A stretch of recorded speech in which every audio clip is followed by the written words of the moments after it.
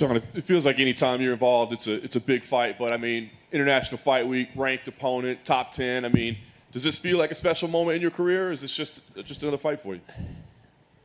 It definitely feels like, I feel calm. I always feel pretty calm going into my fights and never really get like nervous, or I'm not up at night thinking about bad shit like most people.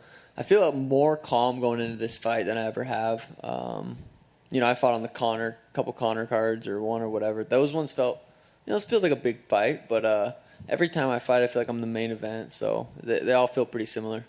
I know eventually you will be the main event of a pay-per-view, but for now, this kind of slide of, kicking it off, getting things, setting the tone, is that like the perfect spot for you? Yeah, that's where I prefer to be. 7 p.m., I know what time I'm fighting. I get about an hour of media after, so I get to go watch the last couple fights. So it's actually really nice. I like it. I'd rather either be opening up the main card or the main event. So I don't see any other position to be in. That calmness that you feel ahead of this one, do you know what to attribute that to? Just I'm confident. I'm prepared. I had a great camp.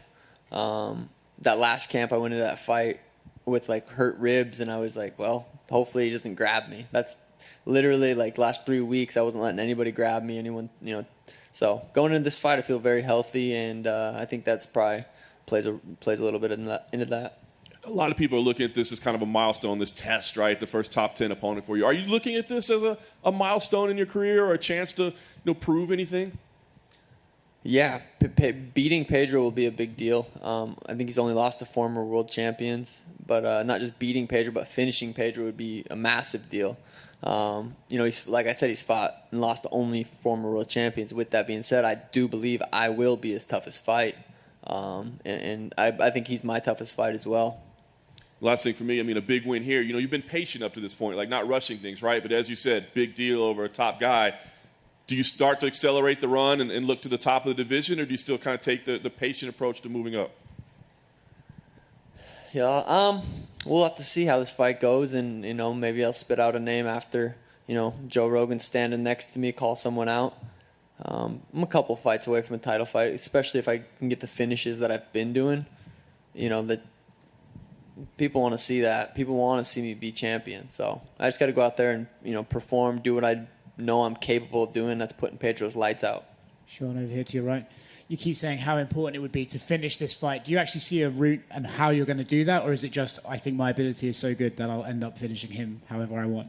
Yeah, anybody my weight class, I could see me standing across from them and knocking them out. I've done it over and over and over again. It's hard not to envision that. Everyone I fight, I knock out. So it's kind of, that's just how I see this fight going. It's how I see any fight I'm ever going to be in going. It's just me putting my hands on their chin enough times, and they'll fall. I feel like you're one of the latest guys in this phenomenon where you overcome an obstacle fans are putting in front of you, and then they take the obstacle away. They say, well, actually, he was old on the decline. Do you expect that after you win this one? I could submit Habib, and people would be like, yeah, but something. They'd say something. So I have paid no attention to what the negative fans say. It doesn't matter to me. Yes, I'll go out there and finish Pedro, and yes, it'll be like, yeah, but. So it doesn't matter. Are you wearing 2 watches? Yes. What time is it? Neither of them are right. Hey, Sean, over here, right in the middle. Munhoz has never been knocked out. Would that add a bit more, just going out there and being the first guy to do that in the UFC? Yeah, that would be huge. I think it would. I think a win over him will be huge, but a finish over Pedro would be massive. And I'm all about the mass. I'm trying to, go above and beyond and perform for the people, and people want to see people's lights get put out. Winning a decision, I would not be upset against Pedro because it's very, very tough. But I definitely want to put his lights out. And if you do end up knocking him out or finishing him, where does a win put you in the division? Because, again, Pedro's never been knocked out. That's got to count for something.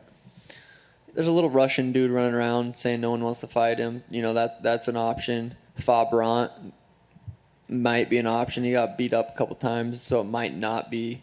The division's crazy right now. A lot of guys are already booked, so we'll just have to see how the fights play out here in the next couple months. Chito Vera, your former opponent's fighting Dominic Cruz coming up here. Who do you favor in that fight, just as someone who's fought Chito? It's hard to count Chito out. I thought I don't know. Well, I'm excited for that fight. I'm excited to see how that plays out. I think Dominic's gonna. I predicted Dominic would win, and people think it's biased, but I also thought Cheeto was gonna beat Rob. I thought Cheeto was gonna beat Frankie, and he kind of did. So we'll see. And just last one for me. What's it been like as a fighter in your career, sort of transcending into the mainstream? I saw you on No Jumper a few months ago. Not every fighter is going to get an opportunity like that. How's that been for you, just being such a strong brand in the UFC and just promoting yourself in the proper way? Yeah, I mean, being a part of the UFC whose platform is massive, and so I just go out there and put on performances, and they give me this platform to be able to expand my audience is huge. So just super grateful to be able to work with the UFC, and they give me the platform to be able to go out there and put on these amazing performances. And being famous for fighting, not just fighting, but knocking people out, there's nothing cooler. It's not being a rapper is cool, but being able to knock people out and being known for that's it. That's the number one thing everyone wants to be known for. Sean, back here to your left. I know the resume of Pedro Munhoz is one of the things that stands out here because of the guys that he has beat and the guys he hasn't. But from a stylistic perspective, what stands out about this matchup? What's the most challenging thing about Pedro's game that gets you excited? His durability is I fought guys like Chris who was durable. We saw how durable he was. I just lit him up for 14 and a half minutes. So I've proved that I'm capable of doing that. His durability is going to be, that's what I think is toughest for him. But obviously he's going to come out there, try to kick my legs. That's everyone's game plan. So I feel like every time I fight, it's like, okay, kick his legs, put him up against the fence, try to take him down. That's everyone's game plan. That's the way to beat me. So that's what I'm assuming he's going to come out with. You mentioned a few different names of where you could go with the victory on Saturday. One name that keeps coming up a lot that you didn't say was Adrian Yanez, who had a great performance against Tony Kelly on that Austin card. He continues to call your name. Is that something that you think could happen sooner rather than later, or is that something because I feel like fans are excited, we could build this thing up for a while until you guys actually get in there? So how do you view your paths at this point? Yeah, that was a super impressive performance. Super slick boxer, very well-rounded. I was actually calling him out before I got this fight booked, trying to fight him. And you guys, you can go back and look on Twitter. He didn't really seem like he was too into that fight. So, he got some confidence now. He beat someone. Yeah, that's definitely a fight obviously we're both growing. He needs to win a couple more fights. I'm going to win a couple more fights. And if we're in the, if I'm the champ, even before that, yeah, I could see that fight happening. I think he needs a couple more performances and he'll be up in the talks with who's next. Last thing, you are excited to fight in this spot because you could do your media and then you can go back and watch the two title fights at the end of the night. So how do you break those two down? Who do you think comes out of those two fights? I don't know. I honestly, it's like, I don't really think about any other fights on the card. I'm excited. I think Max and Alexander are both, top 45ers to ever do it. We've watched them fight already twice. Excited for that. I don't know how it's going to play out. My guess is as good as yours. Izzy versus Jared. Jared's a teammate of mine. Izzy's one of my favorite fighters. I'm going to just sit back and enjoy and watch how that fight plays out. Really good card. I'm excited to watch. Sean, just a few here. You've been very mindful, excuse me, you've been very mindful in your ascent of the UFC about matchmaking, dollars, position on cards. In a sport where we see so many young guys say, I'm going to fight anyone, anywhere, anytime, where did you sort of get this mindfulness from for managing your career? I've always kind of looked at it I didn't just get in to the UFC as a fighter. It was like a businessman / fighter. I felt like getting into the UFC. It was like, okay, I want to make as much money as possible. I'm not going to take a fight on 2 weeks' notice and then my stock goes down because I, lost 3 fights in a row. So I've thought about it for a while. I definitely feel like since day one, since I've always kind of wanted my career to play out a certain way, and here we are. As we talk about moving up the division and you say, a couple fights away from a title, are you now happy with how much you're making and are you ready for the title fight, or is there still kind of another round of negotiations that has to happen? Yeah, I think, renegotiated, talk with UFC, I feel like we're good. We're partners. The more money I can make them, the more money they're willing to pay me. So I want to go out there and put on beautiful performances and earn my paycheck. I don't want to just tell them, hey, you owe me this much. So I'm going to go out there and continue to earn my paychecks. Right now, I'm happy with what I'm getting paid. I think I knock the next guy out, and then before the title fight, I would like to sit back down and say, hey, is this fair? Do you guys agree that this is a fair amount to pay me for this title fight? They have statistics, they have analytics, they know I'm bringing in eyeballs. So I think at the end of the day, they're fair. If you're not going to bring in eyeballs, they're not going to pay you. And last thing, I know sort of managing family time and training camp was really important for you. How are we going to celebrate with the family post-fight? Elena will be sleeping probably at that time. Danny's mom's going to be watching her at the hotel, so I'll probably sneak up, give her a couple kisses, tell her daddy did it, and then go get buzzed up with the boys, drink some Happy Dads, and hang out. All right, thank you. Sean, just over here at the back.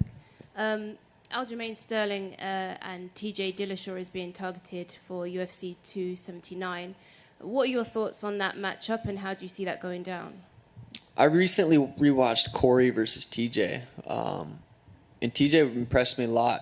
Coming back from his layoff from cheating, and Aljo really impressed me against his rematch against Peter. It's a good fight. I'm excited. You can't count Aljo out. I think TJ might have an advantage for whatever reason. I don't know. But I'm excited for that fight. I definitely would like to watch that front row and see what they're all about. But those dudes are, the top dogs, so it's going to be a good fight. Hi, Sean. Over here, same place. What do you think about sharing the same card as Sean Strickland, your old friend? I don't know. Me and Sean, I haven't had any run-ins with him. I think if I do, I don't think there's anything there. I think he just doesn't like some of my tattoos, which, I don't know. I think I haven't had any run-ins with him. Seems a little crazy sometimes, but I think we all do. I probably seem a little crazy sometimes too. Sean, over here. Other side. Is there a reason why you're wearing two incorrect watches? No, there's not a reason. Couldn't tell you. Got two wrists. Are those glasses real? Yes, of course. Come on. Any more questions? Yeah, just wondering here for Sean. You obviously intend to be the champion and fighting for the belt. What do you think would be the biggest fight for you in terms of who would be holding the title when you potentially get there? Like numbers-wise? Yeah. Pay-per-view? Yeah.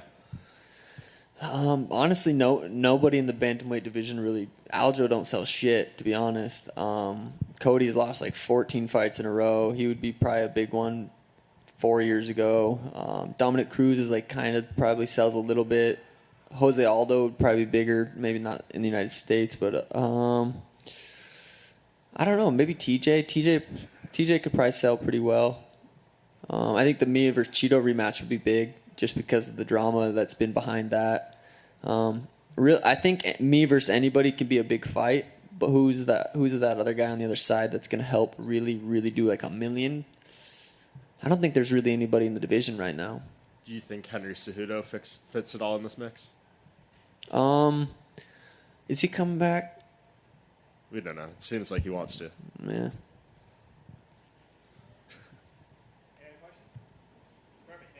Thanks, guys.